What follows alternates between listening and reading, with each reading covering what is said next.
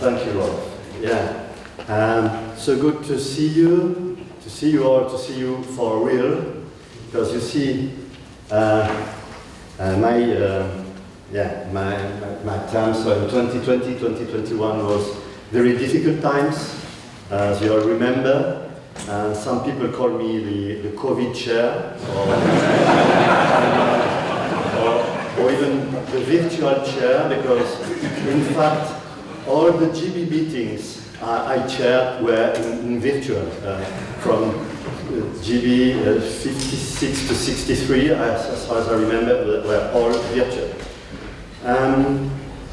Anyway, we demonstrated that we could be resilient and accomplished real nice things. What I have in mind is, of course, repro 3 during that period.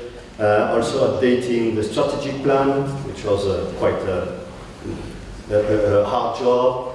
And we were also innovative, and with the Central Bureau we created the Tour de l'IGS, so those virtual meetings in order to keep some technical discussions within the group with the associated members.